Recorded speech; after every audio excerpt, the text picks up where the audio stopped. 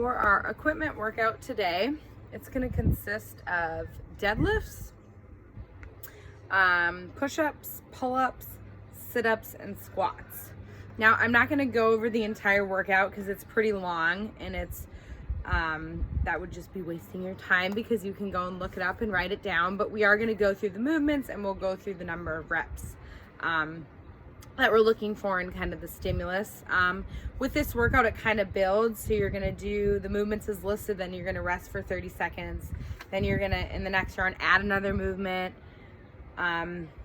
rest another 30 seconds. So it just kind of builds as it goes along.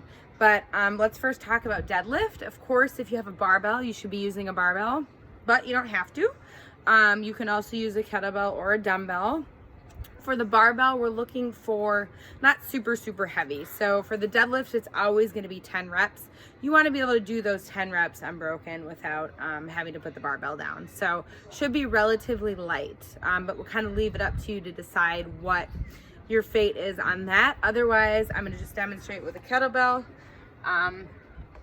Make sure when we're deadlifting with the kettlebell that we're hinging at the hips and then back up. We really want to feel it in our hamstrings. So sometimes with the kettlebell, people make the mistake and they squat down like that. We don't want that. We want to hinge at the hips and back up.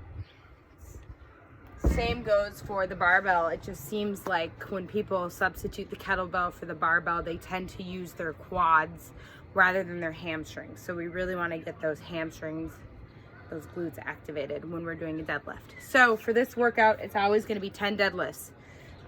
Next, we're sit-ups, 25 sit-ups. So sit-ups or sit-ups, use an ab mat, don't use an ab mat, it's up to you.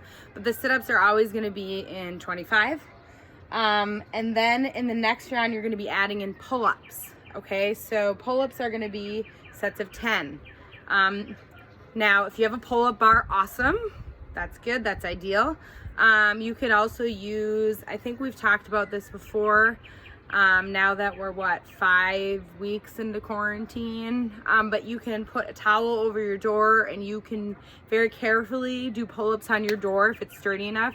Just make sure that you wedge something under your door so your door isn't shaking back and forth when you're doing the pull-ups. So it's important to stabilize the bottom of the door with like a towel or a yoga mat so the door does not move, and then using a towel over the top that you can put your hands on, and then you can slowly do some strict pull-ups. So that's another option.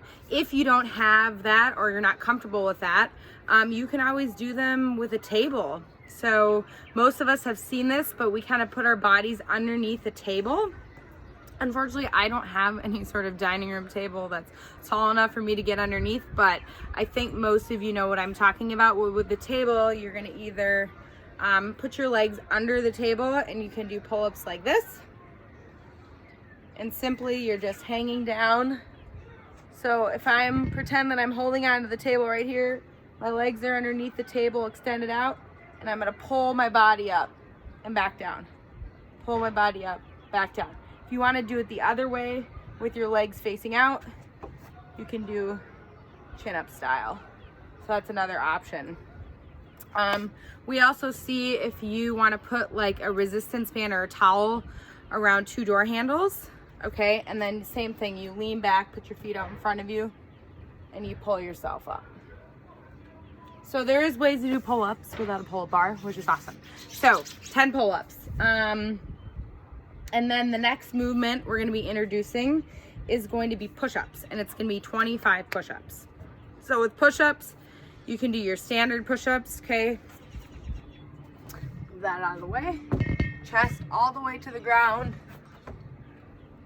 Back up. Otherwise, another good option, turn to the side a little bit, is to do full plank on the way down. Then I drop to my knees, push up, back to full plank. And with always, you can elevate your hands and you can use a box or a bench to assist you in your push-ups. So the last movement we're going to talk about is squats, and these will be in sets of 25 as they're listed on the workout, and they're just normal air squats, okay?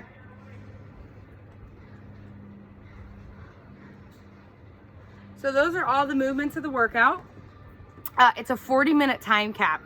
And there's various amounts of, let's see, every time you rest, it's 30 seconds. So just make sure you note where that is in the workout.